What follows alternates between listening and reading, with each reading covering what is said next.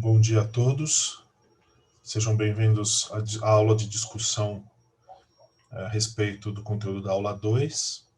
Nessa aula eu fiz uma revisão a respeito da solução do átomo de hidrogênio para o átomo de hidrogênio da equação de Schrödinger. Nós basicamente revimos de forma bastante rápida aquilo que foi feito nas duas últimas aulas do curso de Física Moderna 1, onde nós resolvemos a equação de Schrödinger usando o potencial de Coulomb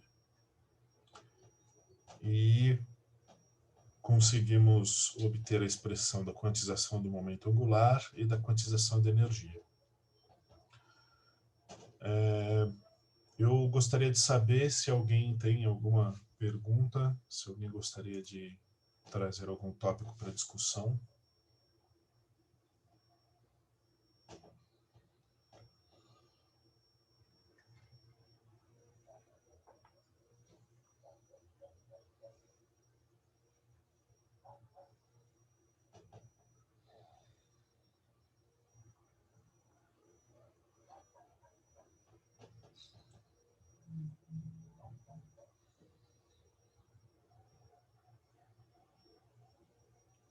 Pode escrever no chat ou pode abrir o microfone para falar.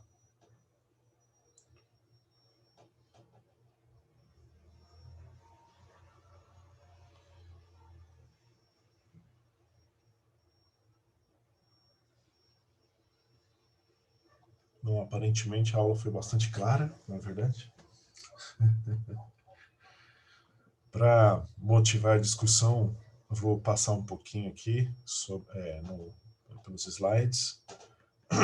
A gente viu um pouco a diferença da solução do para o átomo de hidrogênio da equação de Schrödinger para o modelo de Bohr. Né? Para quem fez o curso de Física Moderna 1 comigo, acho que deve ter percebido na última prova, onde a gente aplicou diversas restrições à equação de Schrödinger e obteve o átomo de Bohr da equação de Schrödinger, né, a partir da equação de Schrödinger.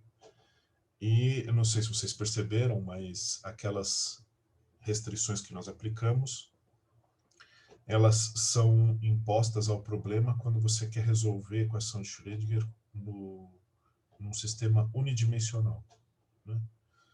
Então, a diferença ela surge quando você tem uma mecânica ondulatória e você trabalha num sistema tridimensional, né? Se você trabalhar num sistema unidimensional, as soluções são as mesmas.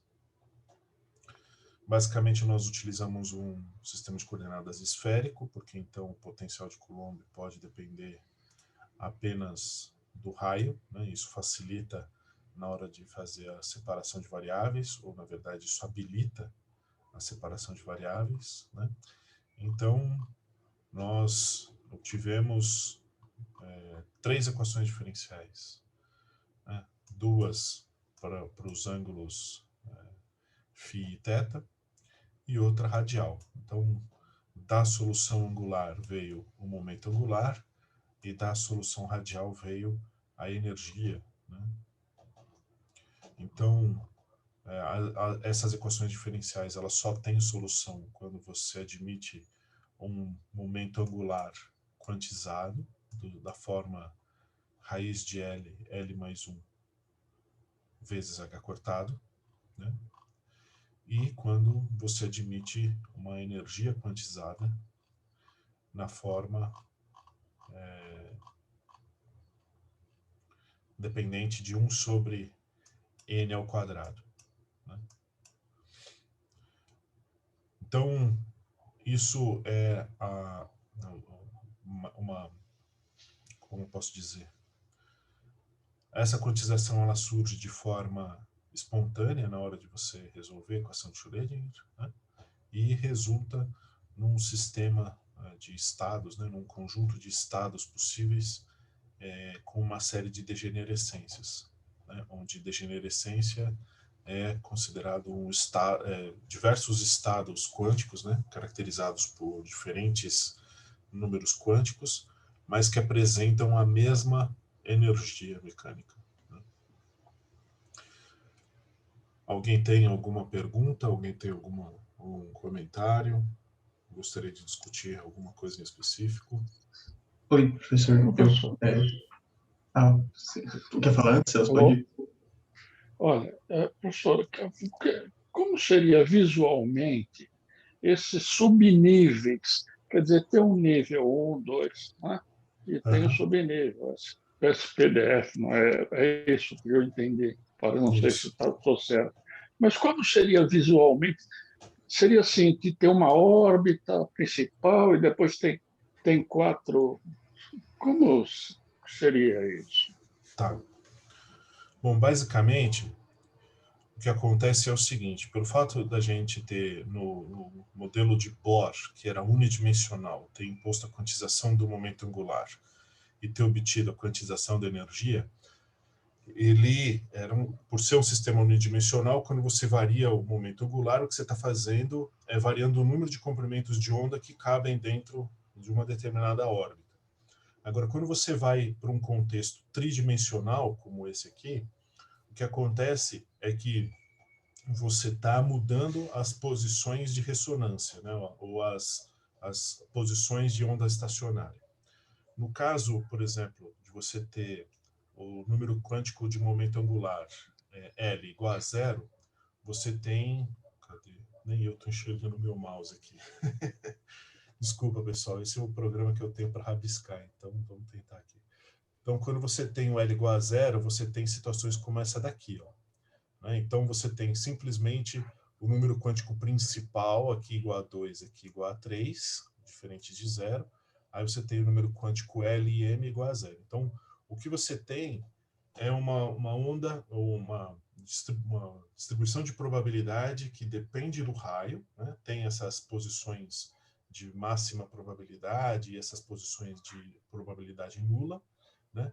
Mas que do ponto de vista de distribuição angular, ela é simétrica, né? Agora, quando você vai para estados de momento angular maior, ou seja, você vai do estado S para o P, por exemplo, aí o que acontece é que começam a surgir dependências angulares como essa daqui, onde você tem um plano onde não tem probabilidade de você encontrar o elétron, né? Então, olha aqui, se você mantém o número quântico principal sendo igual a 2, só que agora você tem o L igual a 1, então você sai de uma condição de simetria esférica, que era essa daqui, do L igual a 0, vai para uma situação onde ele parece um alter desses de peso, assim, só que na vertical. Né? E aí, se eventualmente você modifica o terceiro número quântico, o M, você pega esse alter e gira ele no sistema de coordenadas. E aí você vem para essa condição aqui. Né? Então, basicamente, o que acontece é que, mantendo o número quântico principal igual, você tem a mesma energia mecânica.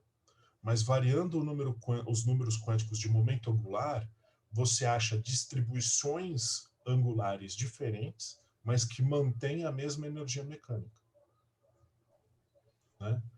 Então, aqui eu dei um exemplo simples para quando você vai para L igual a 1, né? Mas quando você vai para L igual a 2, que aí você precisa ir necessariamente para o estado 3, né? Senão você não consegue acessar o L igual a 2, aí você tem distribuições mais complexas, né?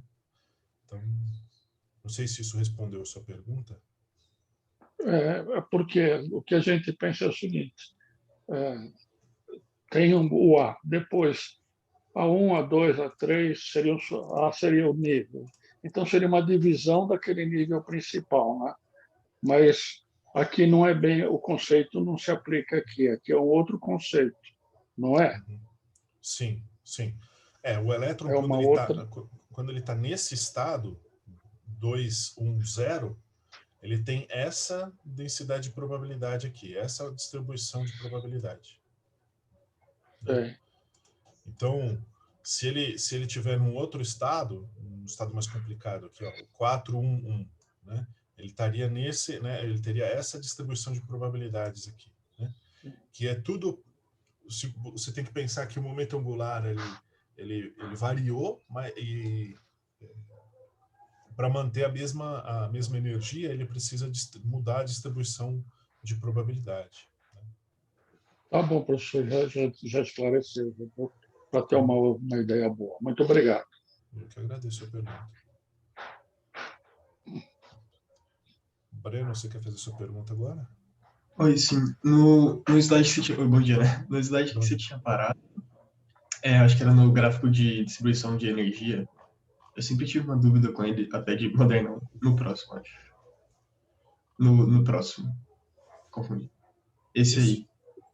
O que essas linhas cinzas ligando cada uma das barrinhas pretas significa? Eu sempre fiquei muito confuso com elas. Tá. Essa figura eu peguei do livro do Tipler, né? Então, mas essas barrinhas cinzas, elas, na verdade, elas estão indicando transições possíveis, né? Elas, como é que eu posso dizer? Eu não entrei nesse assunto ainda, né? Mas o que eu vou falar em algumas aulas é que um elétron estando aqui, por exemplo, ele não pode transicionar diretamente para esse cara aqui, né? Isso é por causa de uma regra de seleção. Então, quando a gente falou do átomo de hidrogênio, no modelo de Bohr, que a gente calculou a energia mecânica, a gente achou uma energia mecânica igual a essa daqui, né? Aí a gente calculou o delta E, né? Como sendo a energia do fóton emitido quando o elétron ele transiciona de um nível para o outro, né? De um nível mais alto para um nível mais baixo. Aí a gente simplesmente calculou o delta, né?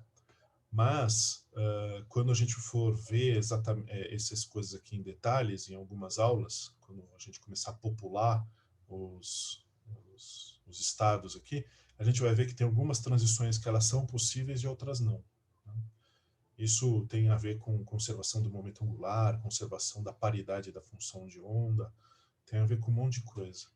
Então, essas barrinhas cinza aqui, elas por enquanto estão mais atrapalhando do que ajudando, na verdade. Ok, entendi. Vou esperar a aula, então. Tá.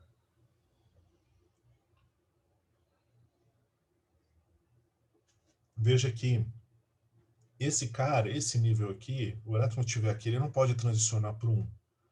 Mas o elétron que estiver nesse outro nível pode transicionar para um. Então, de alguma forma, no meio do caminho, antes desse cara que está no S igual a zero transicionar para o estado fundamental, ele tem que passar por aqui.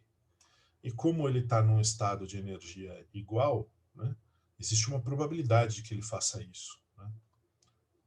Um pouco mais, um pouco fora do contexto desse curso, mas só para terminar o assunto, existe uma probabilidade de que esse cara transicione para cá, espontaneamente, para depois mudar para o estado fundamental, né, se ele estiver no estado excitado. Isso aqui, entendi. Obrigado. Professor? Sim? Bom dia. Essa probabilidade de transicionar para o estado do L0 para L1, no N igual a 2, por que não existe uma seta nessa direção, uma barrinha nessa direção? Desculpa, você poderia falar de novo? Cortou aqui. Se existe uma probabilidade dessa partícula passar do L0 para o L1 espontaneamente, por que não existe essa barrinha cinza aí? Já que essa barrinha cinza indica sempre as direções de transição que podem... Porque essas barrinhas cinzas, elas indicam fótons, né? Então, isso aqui, ó, é um comprimento de onda. Esse número aqui é um comprimento de onda. As barrinhas estão indicando transições radiativas. Na verdade, se você for ver no Tipler, nem tem a explicação de por que existem essas barrinhas cinzas na figura. Mas esse aqui é uma espécie de padrão para mostrar esses níveis de energia, indicar as transições radiativas, que são essas barrinhas cinza, com os comprimentos de onda. Então, esse 121,6 é o comprimento do fóton que sai daqui e vem para cá. É essa primeira barrinha cinza aqui. É por isso. Esse aqui seria uma transição não radiativa. Não sei se eu Entendi, obrigado. super. Uhum.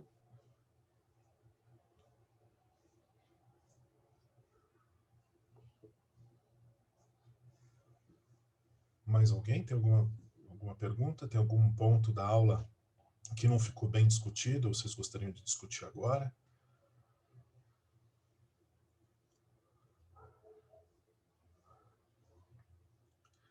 Essas restrições dos números quânticos é uma coisa que a gente precisa ter mais ou menos decorado, ter na ponta da língua, justamente porque a partir da próxima aula a gente vai ver algumas regras de como a gente pode popular esses estados aqui com elétrons. No caso que a gente resolveu, é para um número, para um átomo com um elétron apenas. Então, a partir da próxima aula, a gente vai ver quais são as regras que a gente tem que obedecer para colocar mais de um elétron nessa distribuição aqui. Então, essas coisas aqui meio que a gente vai ter que conhecer mais ou menos de cor. Tá?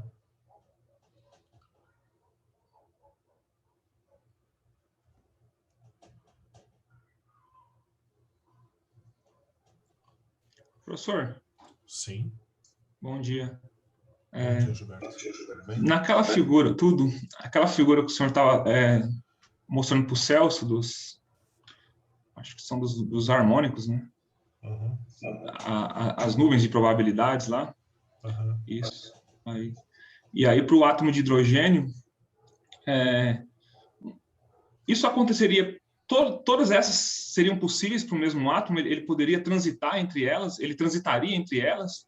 Ou ele seria estável numa dessas e você teria milhares de átomos, cada um ou com um tipo de sei lá, um 310, né?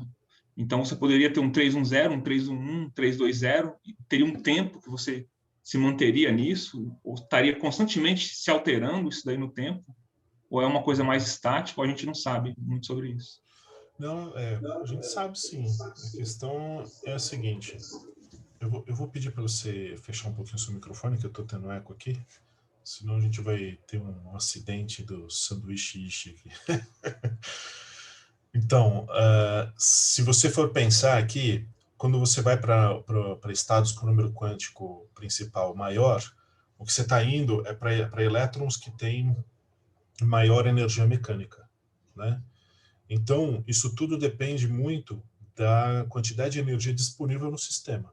Então, se você tem um conjunto de átomos de hidrogênio, um volume de átomos de hidrogênio, mas que não tenha muita energia disponível, não tenha energia disponível, então você vai encontrar todos no seu estado fundamental, como que não tem mostrado aqui, mas o estado fundamental é 100, né?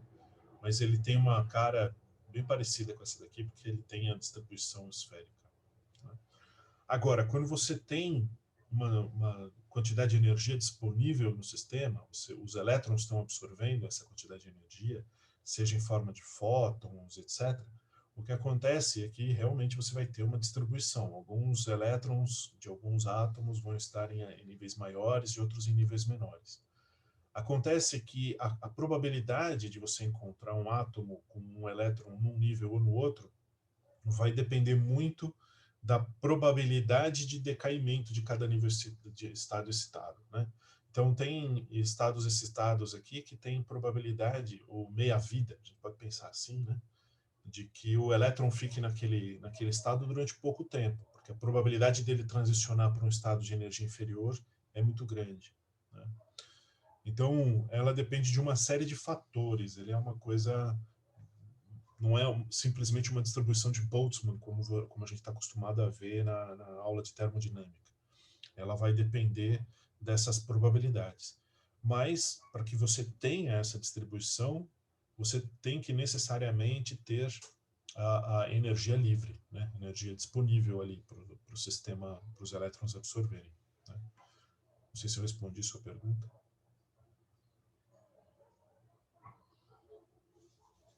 Sim, respondeu. Eu fiquei com uma outra dúvida. Essa parte onde não tem probabilidade, acho que é um vazio ali, essa seria a pergunta. Isso é um vazio, né? Onde não tem a probabilidade do elétron aparecer. Exatamente. Ali não tem probabilidade do elétron aparecer. Que a gente pode também interpretar isso de uma outra... Como é que eu posso dizer? Vamos supor que você tem aqui, ó, tá muito difícil esse software hoje, mas vamos lá. Aqui, ó, bem no meio dessa figura aqui, a gente tem o núcleo, né?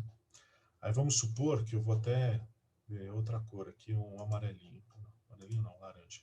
Aí eu vou e meço um elétron, meço a posição de um elétron e ele está aqui, ó. Né? Em que estado ele está? Como eu só medi a posição, eu não consigo saber o momento, né?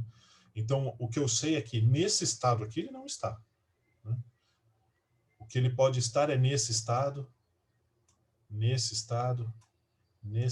aqui, nesse outro estado, todos aqueles que têm nuvem de probabilidade que possibilitam a encontrar um elétron naquela região.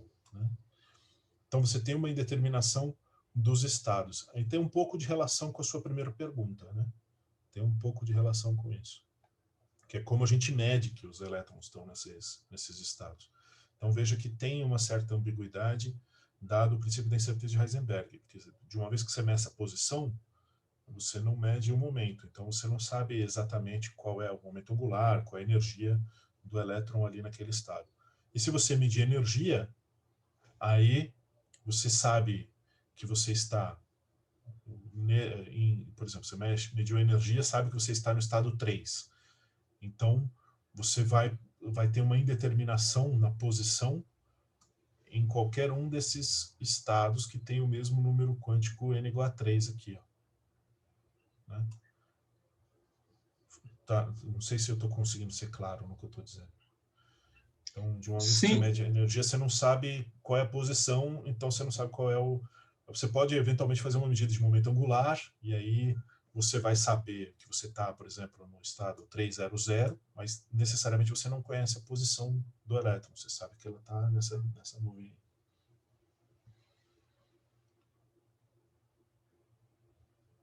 Fez sentido?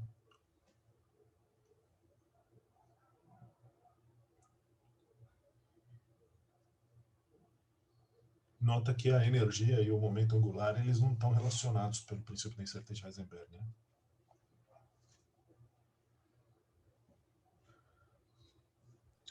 né? Pelo que eu percebo aqui, professor, não sei se eu consigo, porque é um corte, né, de uma visão tridimensional, parece que não existe vazio, então, né? Então, dependendo, todo lugar é preenchido, se você ou não. Será que existe um lugar onde todos, com um ponto em comum, que seria vazio para todas essas figuras, que se fala, ali é um lugar onde o elétron não passa? Parece que não. Ele pode ocupar qualquer lugar no espaço.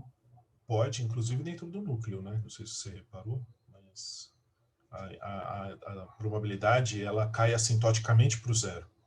Mas o núcleo ele tem uma extensão física, né? Ele não é pontiforme, ele tem uma extensão. Então o elétron pode inclusive permear dentro do núcleo. Mas você tem que mantenha na cabeça, por favor, que enquanto você não mede, o elétron é uma onda e ele está ocupando qualquer posição dentro dessa distribuição de probabilidades aqui. Mas de uma vez que você mede, aí ele se comporta como uma partícula, ele vai estar numa posição específica, né? E aí você não vai conhecer a energia dele, mas você vai conhecer a posição, e aí você vai poder correlacionar com alguns dos estados, não todos, mas alguns.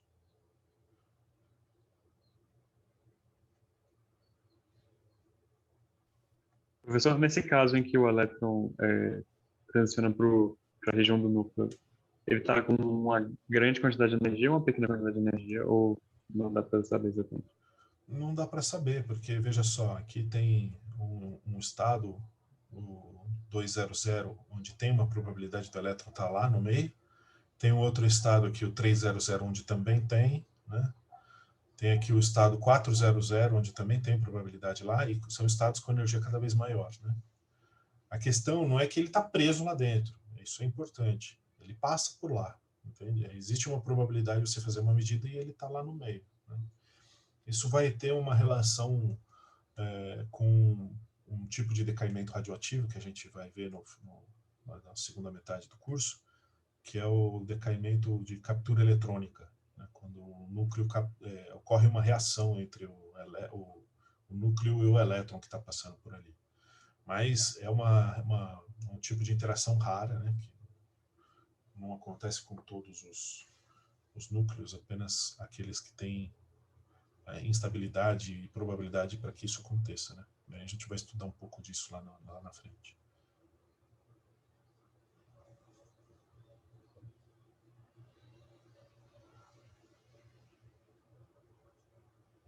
Uma coisa que talvez eu devesse ter colocado na aula de revisão é aquela medida, né? Tem uma medida de distribuição dos elétrons no estado fundamental do átomo de hidrogênio, né? Onde se obtém para vários átomos de hidrogênio, você vai medindo a posição dos elétrons, você não vai conhecendo o momento, mas pela falta de energia disponível ali para manter o hidrogênio excitado, estão todos no estado fundamental. E aí a gente vê uma distribuição com simetria esférica, etc. É um bom exemplo de como essa questão de medir a posição do elétron vai se refletir no entendimento de que estado que ele está, né? Na verdade, você teria que medir vários hidrogênios e, de alguma forma experimental, garantir que estão todos na mesma energia, né? No mesmo estado. Mas, como isso é muito difícil experimentalmente, o único estado que a gente consegue garantir que o hidrogênio esteja, né, ou que vários átomos de hidrogênio estejam, é o estado fundamental. E aí você faz isso não excitando, né, os hidrogênios, ou impedindo que ele tenha energia, no sistema energia para que ele passe para um estado excitado.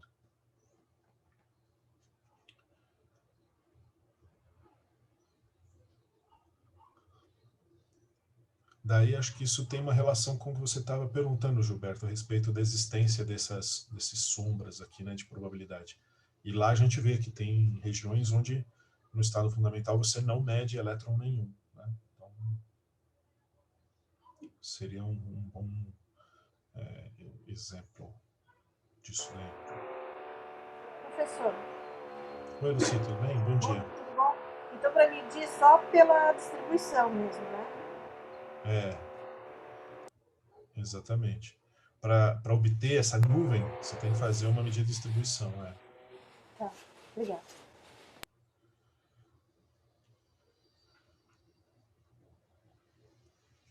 A gente está sempre falando de probabilidades, né? Mas quando a gente mede, o elétron se comporta como uma partícula. Daí ele vai ter uma posição única, né? Então, para medir a distribuição, para medir essa nuvem, precisaria medir uma distribuição de vários átomos de hidrogênio.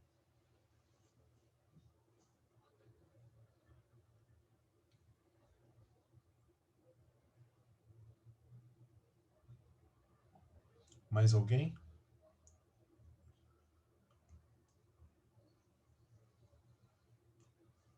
Bom, eu não sei se hoje está todo mundo tímido ou se a aula foi bastante clara, né? Então, vamos fazer o seguinte, eu vou tentar começar a preparar uma discussão para as próximas aulas, mas assim que vocês lembrarem de alguma dúvida a respeito dessa aula de revisão, por favor, não se acanhem em perguntar, tá bom? O que eu gostaria de começar a discutir com vocês é o seguinte, a gente resolveu a equação de Schrödinger colocando um elétron aí, né? E a gente obteve essas distribuições. O que vai mudar se a gente colocar mais um elétron nesse sistema?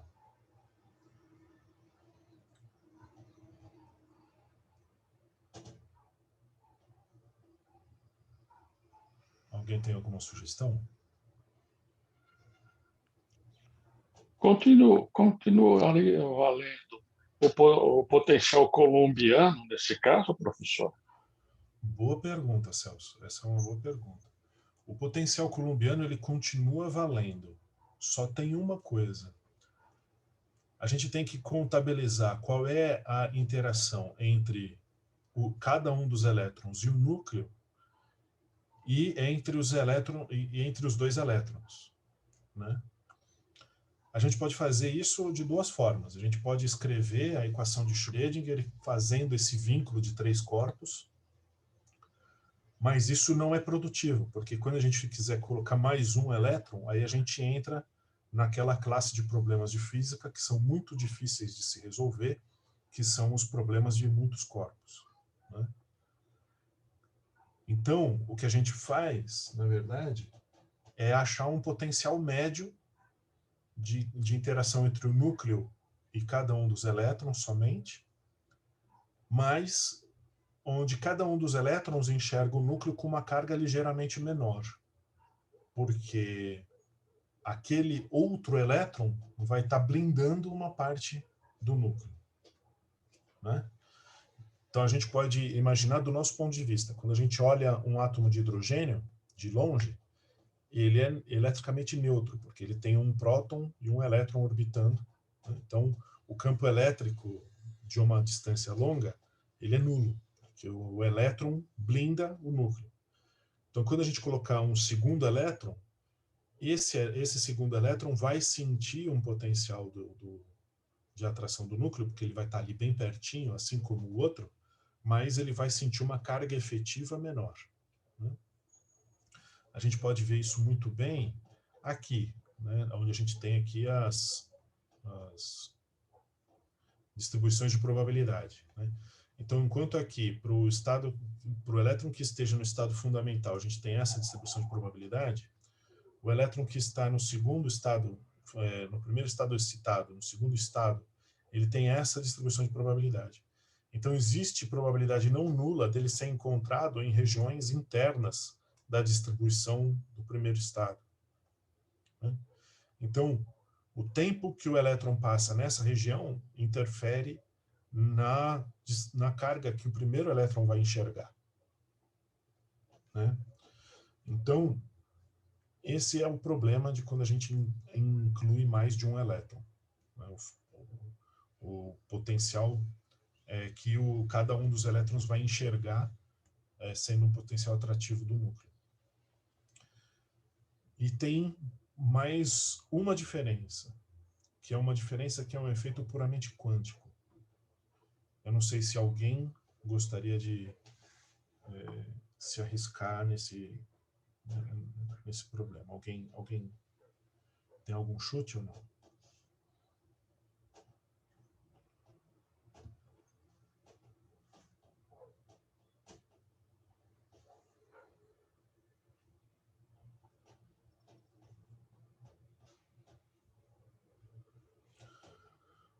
Tunelamento. Não é bem tunelamento, viu, Igor? O tunelamento vai ter papel importante em alguns dos fenômenos, mas não exatamente na distribuição eletrônica. Eu me refiro a um problema que está relacionado ao seguinte: quando a gente coloca 2 elétrons na distribuição eletrônica aí, que estado vai ocupar cada um desses elétrons, né? Eles vão ocupar o mesmo estado? Eles vão ocupar estados diferentes? Exatamente, nós vamos entrar na questão do spin. O spin vai ter uma participação nesse contexto, né? Porque quando a gente coloca, aqui, vamos lá na figura dos estados, né? Quando a gente coloca um elétron e ele está no estado fundamental, ele fica aqui. Deixa eu vir aqui que a figura está limpinha aqui. Esse aqui são os estados possíveis para um átomo de hidrogênio. Quando eu coloco um elétron, ele vem para cá, no estado fundamental, se não tiver energia disponível, né? Ele estando aqui, se eu quiser colocar outro elétron, para onde ele vai, né? Essa é uma questão que a gente tem que responder. E isso aí vai estar ligado com um efeito que é puramente quântico, ou 2 efeitos, digamos assim, que é a indistinguibilidade quântica e as forças de troca, né? A indistinguibilidade é um efeito que diz o seguinte: as partículas fundamentais, como os elétrons, por exemplo, elas são indistinguíveis. Então, a energia final do sistema não deve depender de qual elétron está ocupando esse estado e qual elétron está ocupando esse outro estado, por exemplo.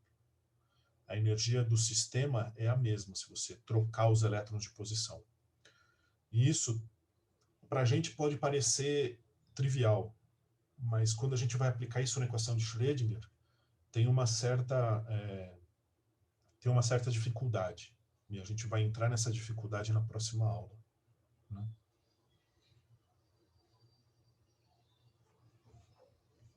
Professor, Sim. Antes de você continuar, aquele negócio que você falou sobre o problema de muitos corpos, quando a gente utiliza, sei lá, uma forma mais difícil de tentar resolver a equação de Schrödinger, seria mais ou menos aquele problema que a gente vê, por exemplo, em elétron, que a gente traz as cargas do infinito, por exemplo, e tenta organizá-las num espaço mais próximo, assim, e para fazer a parte quantitativa disso daí, acaba tornando mais difícil? Eu não sei exatamente que problema que é esse que você está falando. Você está falando do cálculo do potencial? Isso, o cálculo do potencial mesmo. Que a gente pega as cargas do infinito e aproxima, assim.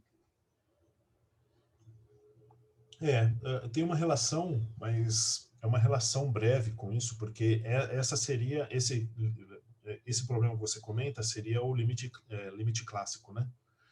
Onde você não tem restrição de onde você vai colocar essa carga, né? No caso desse problema que eu estou mencionando, você tem restrição para onde você vai colocar essa carga. Mas o que eu me referia, não sei se você está se referindo à primeira parte ou à segunda parte, mas o que eu me refiro é o fato de que, se você usar a lei de Gauss, por exemplo, a lei de Gauss, a uma distância grande, né, o núcleo está aqui, o elétron está nesse estado E2, então ele pode ocupar qualquer posição aqui, né? Então, se você pegar uma superfície gaussiana em torno desse núcleo que tenha um raio aqui, por exemplo, né? Então, vou desenhar uma superfície gaussiana aqui, e o elétron vai estar orbitando essa outra parte aqui. Tá bem? Meu desenho ficou ótimo, hein? Então, o que acontece? Nessa superfície gaussiana, a carga líquida que tem aqui dentro é a carga do núcleo mais a carga do elétron. Então, é nula, porque um próton mais um elétron, um próton tem carga positiva, elétron tem carga negativa, então a carga líquida é nula. Mas se você pegar uma superfície gaussiana que esteja aqui dentro, aí então o campo elétrico não é mais nulo, né?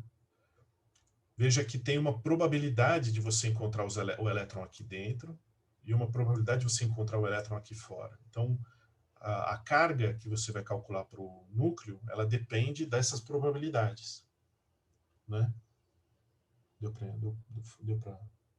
entender o problema aqui? Não? Espera aí, tem uma probabilidade de encontrar o elétron fora da superfície gaussiana? É isso? Se você pegar uma superfície gaussiana que esteja ali na mesma dimensão da eletrosfera, né? Veja que nesse desenho o elétron ele pode ser encontrado em qualquer raio aqui, ó. Se ele estiver nesse estado 2 aqui, ó, ele pode estar em qualquer raio aqui. Se você pegar uma superfície gaussiana que esteja com raio aqui, então tem uma probabilidade de você encontrar o elétron dentro da superfície gaussiana e outra probabilidade de você encontrar o elétron fora da superfície gaussiana. Vai depender... Nossa, entendi. Não, entendeu? Então, quando você vai calcular o campo elétrico nessa posição, você tem que levar isso em consideração. Uhum. Então, isso significa que o eletromagnetismo clássico cai por terra, né? Por conta disso. A gente vai continuar usando a fórmula clássica do potencial de Coulomb, né? O que a gente vai fazer é, da mesma forma que tinha lá os problemas de esfera rígida, esfera... Como é que é? Tinha o problema da casca esférica e da esfera maciça carregada, né? Quando você colocava a superfície gaussiana fora das esferas, o campo elétrico era igual. Mas quando você colocava a superfície dentro da esfera, se ela fosse uma casca esférica, o campo elétrico era nulo. Mas se fosse uma esfera rígida, o campo elétrico cresce linearmente com a densidade de carga. Então, o que a gente vai fazer aqui é resolver esse problema dado uma distribuição de carga, que é uma carga eletrônica vezes aquela distribuição desse cara aqui. Ó. Cadê aquele desenho lá? Esse cara aqui. Então, o campo elétrico que se calcula com a lei de Gauss depende dessa distribuição aqui.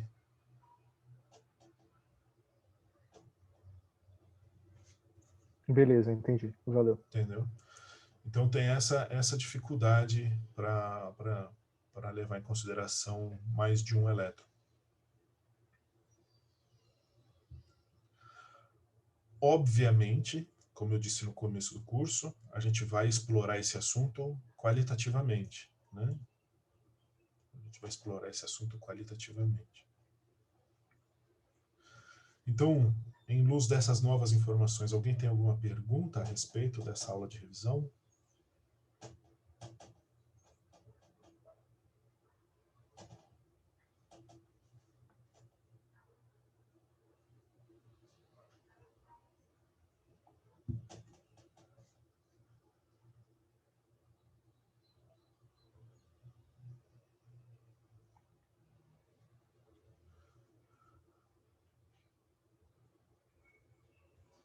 Bom, então, se ninguém tem mais perguntas, eu sugiro que, se você encontrou dificuldade nessa aula, que assista às 2 últimas aulas do curso de Física Moderna 1, tá?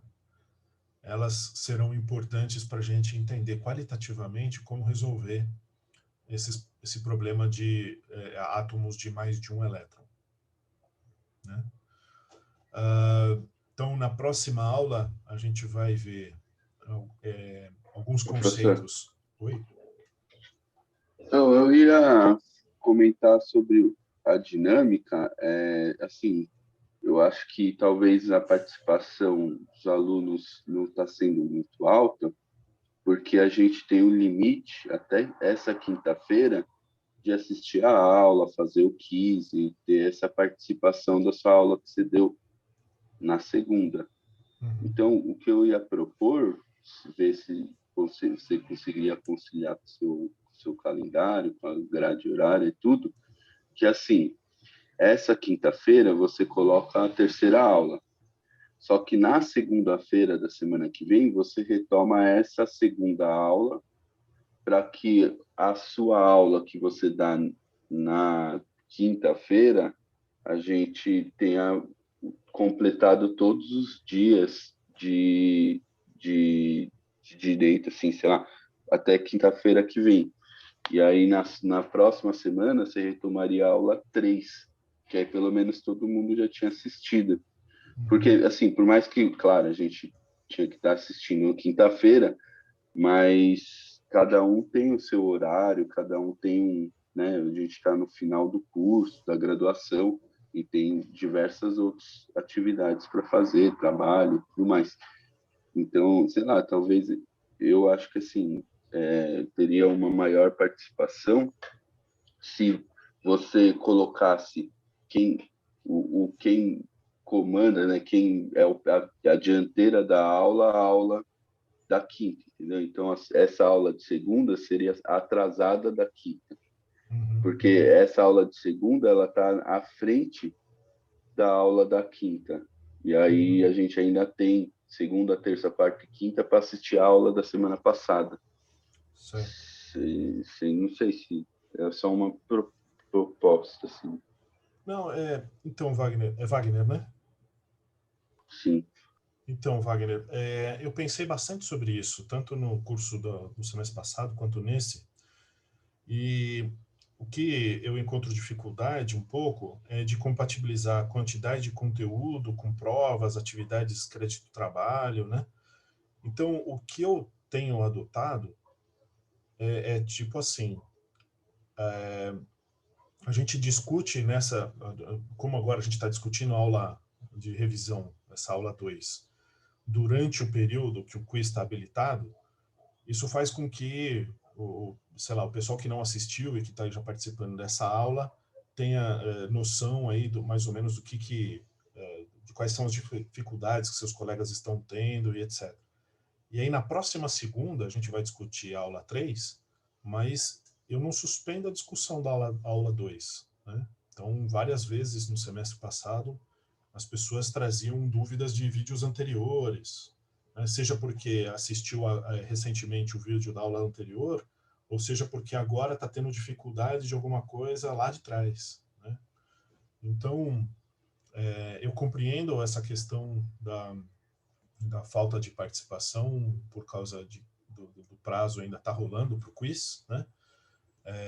É uma questão um pouco difícil de resolver por causa disso, mas eu entendo que essa solução ela venha nesse formato que eu tô te falando. Então, por exemplo, se alguém não assistiu essa aula, acompanha essa discussão, vê alguns pontos e durante essa semana, quando ele assistir, se alguma dúvida surgir, ele pode trazer na aula que vem para a gente discutir.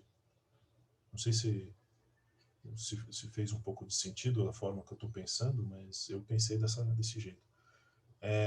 Isso porque, se você for ver lá no calendário, aí na prova, por exemplo, a gente não discutiria a última aula antes da prova, né, para a prova.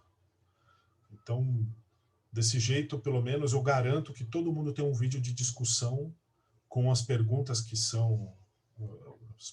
surgiram, a gente pode tirar como um espaço amostral para as perguntas mais frequentes. E aí aquela pessoa que eventualmente assistiu o último vídeo antes da aula, um pouco atrasado, acompanha essa discussão para tentar sanar suas dúvidas. Fez sentido o que eu estou pensando para você? Eu não tive Física Moderna 1 com você, então se esse modelo deu certo no semestre passado, quando você ministrou essa matéria, acho que tem que seguir, né? Mas foi só uma proposta mesmo, porque como você tinha comentado que a galera não teve muita participação, por mais que tivesse 25 participantes aqui na aula, então eu pensei isso, entendeu? Eu falei, eu participei porque eu não assisti a aula passada, entendeu? Então, cada um tem seu horário e tudo mais, tem seus problemas e tudo mais, mas, sei lá, eu só pensei que talvez se fosse né, entendeu? Se você fosse fazer a discussão depois do tempo máximo para assistir a aula passada, seria tipo um jeito de que todos tivessem participação, porque são 60 alunos, né, que estão matriculados, e aí você pode ver a participação deles pelo Moodle. Então, você vai começar a aula na segunda-feira, e aí você vê, opa, quantos já responderam quis, e aí vão ser outros que vão participar da aula, entendeu? Mas eu acho que esse time que está ganhando não se mexe, né? Não, então, exatamente, mas se ele começar a perder, a gente pode mudar também, né? A questão é essa que eu falei para você. Meu maior vínculo ou maior restrição dessas decisões é a respeito da quantidade de conteúdo e da distribuição de aulas, né? Então, o que eu proponho é que a gente continue assim um pouco e a gente refaça essa avaliação mais para frente. Até porque, pelo menos até agora, eu estou avaliando a baixa participação como uma manifestação de que até agora o que a gente está fazendo é um aquecimento, né? É um aquecimento. Então, são assuntos que a gente discutiu no semestre passado e tal, então, de certa forma, já foram avaliados, então pode ser que o pessoal não tenha muita pergunta por causa disso, né? Já viram aulas mais longas a respeito desse assunto na aula passada. Então, a gente continua assim mais um pouco, e se a gente perceber sintomas de que não está dando certo, a gente muda mais para frente, pode ser? Não, tranquilo. O pessoal aí parece que não quer mudar não, professor. Eu só comentei mesmo, só propus aqui uma nova dinâmica, caso você... Porque aí essa dinâmica, acho que seria, né, interessante você também mudar, né, a questão da prova, né? porque não adianta nada mudar a dinâmica e a gente acabar perdendo uma discussão. Isso. Então, isso daí mudaria algumas coisinhas do curso aí, mas, enfim, é só uma proposta mesmo de dinâmica. Tá. Então a gente vai reavaliando, tá bom? Tá rolando uma discussão aqui no chat, deixa eu ver se eu acompanho aqui.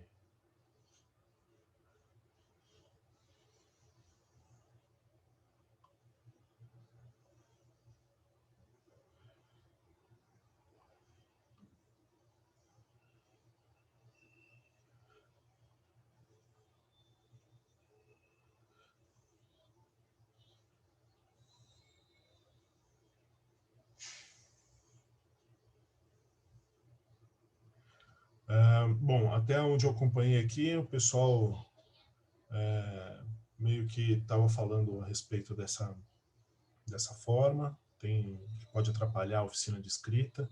Então, eu imagino um curso na cabeça e ponho ele no papel, e aí a gente vai readaptando ao longo do semestre. Seja por atraso meu, seja por atraso de vocês, seja por dificuldade. Então, eu não tenho problema quanto a gente mudar isso no futuro, mas eu gostaria de permanecer nesse esquema mais um pouco, justamente como alguém comentou aqui, que pode ser porque essas aulas são de revisão. E aí a gente faz uma reavaliação disso mais para frente. E eu acredito, Wagner, que são dois tipos de experiência diferentes quando você acompanha o curso. O que eu quero dizer com isso? Se você assiste a aula antes da aula de discussão, ou se você assiste a aula depois da aula de discussão, e aí você tem dois tipos de experiência que eu acredito que as duas sejam válidas. Quer dizer, mesmo que você acompanhe tardiamente a discussão, pode ser que alguém aqui faça a pergunta que respondeu a sua dúvida, e aí você acompanhou na aula de discussão. Do outro ponto de vista, você pode assistir a aula de discussão e reforçar alguma dúvida que você tenha e trazer na próxima discussão, né? Que eu não descarto essa possibilidade. Você pode trazer dúvida das aulas anteriores também. Então, eu acho que são duas formas complementares, e aí meio que na distribuição estatística, acho que a gente, de certa forma, consegue contribuições para enriquecer a discussão, né? Então, alguém com o nome Pereira, que eu não sei quem é, está pedindo sugestão, recomendações de leitura, né? Então, eu não sei o seu primeiro nome, mas a minha sugestão de leitura é sempre o Eisberg e o Tipler. E, na verdade, é na ordem Tipler-Eisberg, né?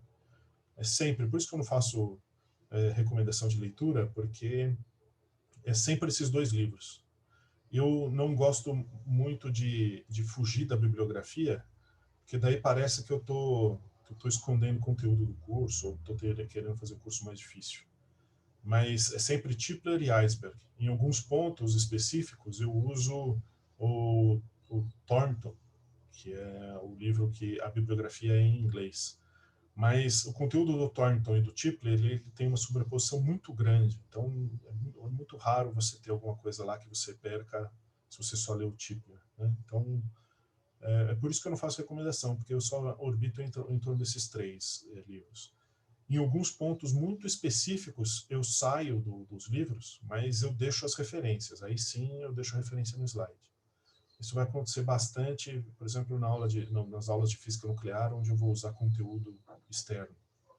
Daí eu deixo linkado no próprio slide. Não sei se isso ajudou a esclarecer, ou se mais decepcionou do que qualquer outra coisa, mas...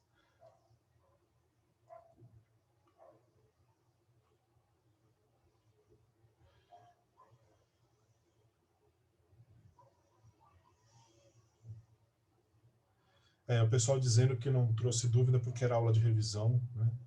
Ah, é o Hugo. Ah, é verdade, Hugo. Por que não?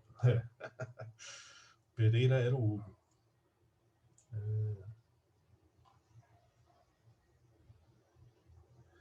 Ah, sim. Bom, posso procurar fazer isso sim, dizer que capítulo que tá. Mas se você for olhar, por exemplo, no iceberg as coisas estão um pouquinho mais espalhadas, mas não muito. Mas no curso, no livro do Tipler, tem capítulos temáticos, né? Física atômica, física molecular e física nuclear, né? Então, eu dividi esses capítulos em 2 ou 3 aulas para o curso, mas posso procurar fazer isso, sim.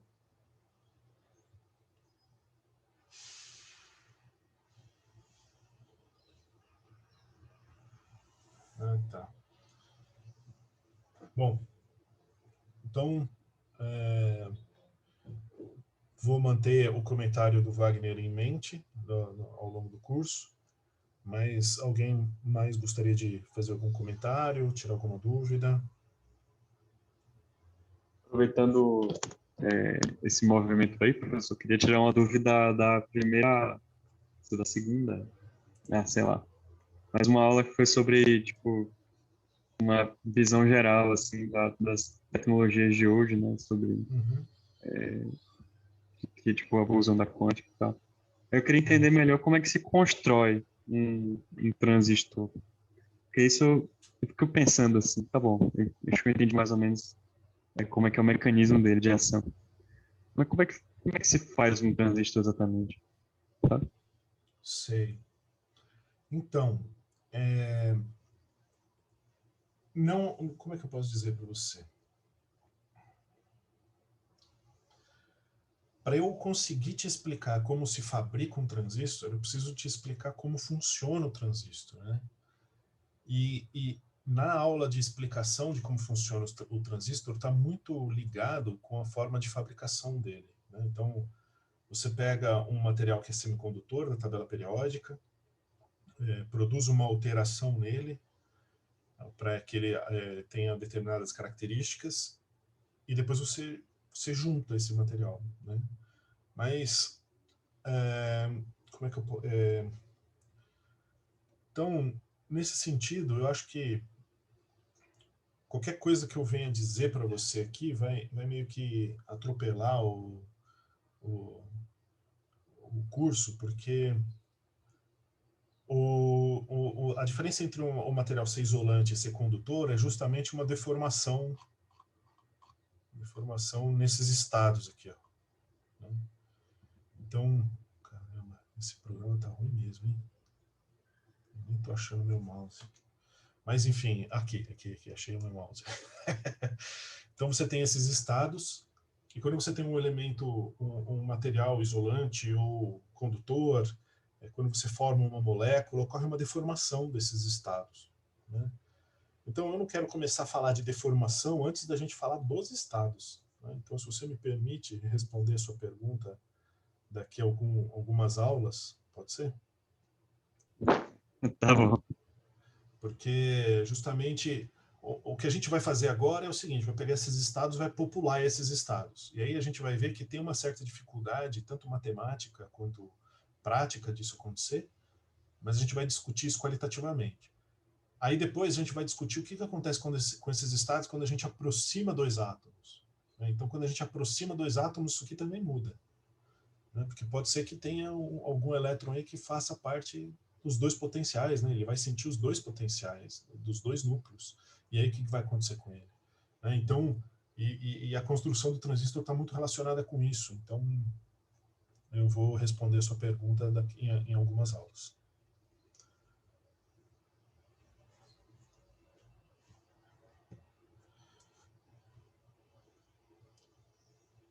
Mais alguém? Opa, tem algumas mãos levantadas. Eu não sei se já foram respondidas, se foi o chat, o que é. Mas aqui tem o Guilherme e o Iago. O Iago abaixou a mão. Guilherme, você quer fazer alguma Tem pergunta? eu ainda. Também uma pergunta mais da aula passada, assim, da introdução. Em Física Moderna 1, quando a gente começou a estudar os conteúdos e tal, existiram aqueles fenômenos, aqueles aspectos que estavam tentando entender a luz da física clássica, que era a radiação do corpo negro e o efeito fotoelétrico, mas isso daí não deu, e aí a gente teve que construir a mecânica quântica. Mas eu lembro também quando eu fiz física do calor e termoestatística e tal, quando a gente construía um modelo da teoria cinética dos gases e a gente começava a aumentar os átomos numa molécula, tipo, quando a gente ia para diatômica, ou moléculas com 3 átomos, e aí assim por diante. Eu lembro que nos livros, eu acho que no Moisés tem, eu não sei se em outros tem, mas eu lembro que no Moisés tem, eu lembro também das aulas, que quando a gente ia aumentando esse número de moléculas, esse número de átomos por molécula na teoria cinética dos gases, também a física clássica não dava conta.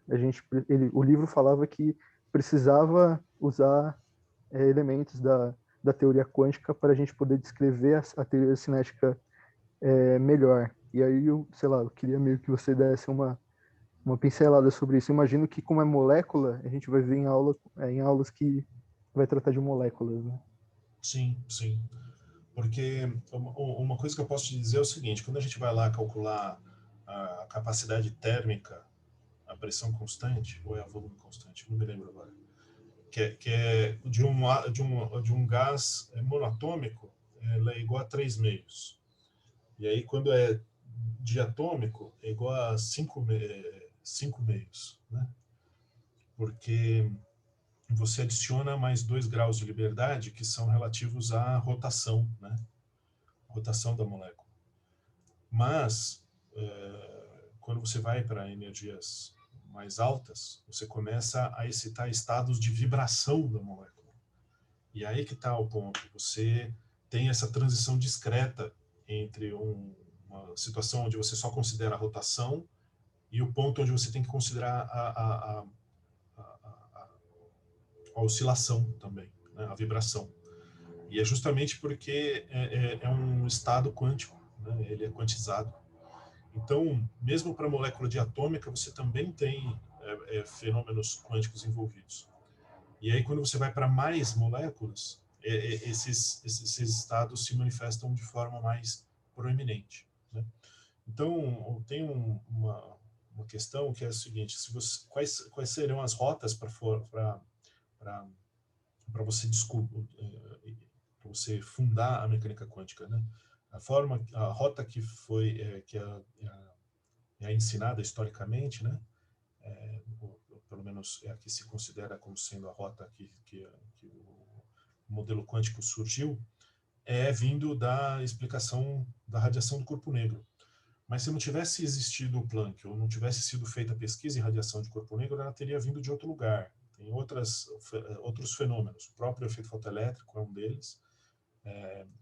Mas também essa falta de explicação para a dependência da temperatura da capacidade térmica, né? Que em determinada temperatura começa a aparecer, a capacidade térmica começa a subir e não tem explicação para isso, que é justamente os estados de vibração, né? Então, acho que tem uma discussão a respeito disso no Tipler. Lá no comecinho do Tipler, ele fala um pouco da dependência da capacidade térmica com a temperatura. E aí ele mostra que você tem um patamar de 3 meios, depois um patamar de 5 meios, e depois você tem uma subida que você não consegue explicar do ponto de vista clássico, mas que é pela existência de novos graus de liberdade que são ativados, né, pela energia do sistema. Não sei se isso satisfaz a sua curiosidade momentaneamente, mas certamente a gente vai falar disso na aula de moléculas, né, quando a gente vai ver estados de vibração molecular. Beleza, satisfaz. Então quer dizer que, historicamente, assim, as estranhezas, por exemplo, da física clássica, que deram origem depois na física quântica, a primeira, a gente podia dizer que foi essa do problema da capacidade térmica, porque eu acho que o Boltzmann, ele é antes, né, de tudo, de Planck, ele é antes de Einstein. Então, isso daí aconteceu antes, né? Mas tem que ver quando essa discrepância foi observada, né? Mas tem essa relação que acho que é bastante debatível do ponto de vista do estudo da história da ciência, ou da epistemologia, que é qual é a real fundação do modelo? É quando se observa o fenômeno ou quando se explica o fenômeno, né? Então, tem essa questão de que, no caso da radiação do corpo negro, foi o fenômeno que teve uma explicação quantizada mais cedo, né? Então, se considera a fundação da mecânica quântica nesse ponto, porque não é só a observação do fenômeno que está sendo levado em consideração, e sim, aliás, a observação do fenômeno, e sim a observação do fenômeno mais uma explicação que condiz com o modelo quântico, né? Acho que não sei se isso responde esse seu comentário, mas... Não, responde sim, mas é que eu estava pensando mais acerca do fenômeno mesmo, não da explicação dele, né? Então, sei lá, pensando em questões, sei lá, cronológicas, assim, parece que esse problema da capacidade térmica veio antes, né? Porque já tinha... Tipo, não que foi resolvido, entendeu? Porque não foi, né, de fato. Foi resolvido depois da com a teoria, né? Mas, enfim, teve essas questões. Eu acho que o André está comentando aqui, eu vou dar uma lida. O André está comentando a respeito de fluorescência e fosforescência, que também são efeitos quânticos, né, que são conhecidos há muito tempo. Mas o próprio efeito fotoelétrico também é conhecido há muito mais tempo do que ele só não tinha explicação, né? A incidência de luz em metais produzir carga já era um efeito conhecido há muito tempo também. Então, essa é uma questão que foge à minha memória, né? Certamente eu não decoro essas coisas, que é quando esses efeitos foram observados pela primeira vez, o registro histórico disso, mas certamente muitos outros fenômenos foram observados bem antes, né?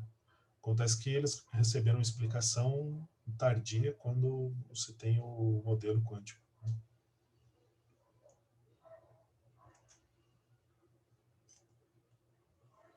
Beleza, obrigado. Nada. Bom, pessoal, mais alguma pergunta?